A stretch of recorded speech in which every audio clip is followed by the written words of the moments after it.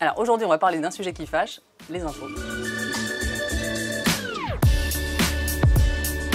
Je vous montre ce qui vous attend à partir de janvier 2019. Donc là, vous allez avoir le taux de prélèvement à la source sur cette ligne-là. Là, vous avez le salaire net avant impôt. Vous voyez, c'est écrit en très grand, en gras, pour bien montrer que c'est bien ça, votre salaire avant impôt. Là, vous avez ce qui va vous être ôté au titre du prélèvement à la source. Et bien là, c'est le net à payer. Voilà ce qui va vous rester à la fin du mois, qui sera versé tous les mois sur votre compte bancaire.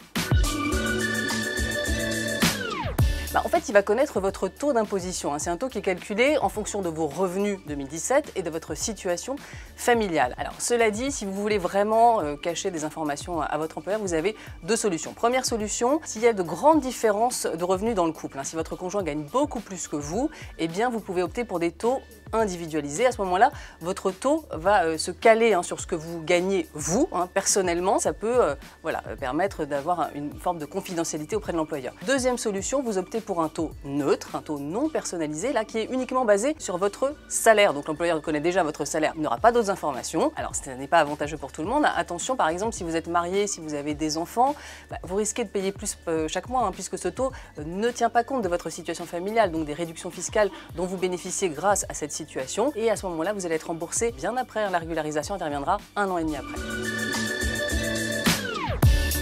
Alors oui, votre 13e mois n'est pas impacté puisque vous allez payer l'impôt sur 12 mois. Mais le 13e mois, lui, reste identique à celui que vous touchez aujourd'hui. Ça, c'est le cas dans quasiment toutes les entreprises, sauf celles qui ont fait un autre choix. Par exemple, BNP Paribas a décidé de lisser son 13e mois sur 12 mois. Donc il n'y a plus de 13e mois factuellement, mais ce 13e mois est réintégré chaque mois au salaire. En fait, c'est une affaire de psychologie finalement, puisque chaque mois, vous allez voir votre salaire amputé de l'impôt. On n'est pas aujourd'hui habitué. Donc en réintégrant ce 13e mois chaque mois, eh bien, ils espèrent atténuer l'impact. Ça peut peut-être permettre aux salariés de respirer un peu.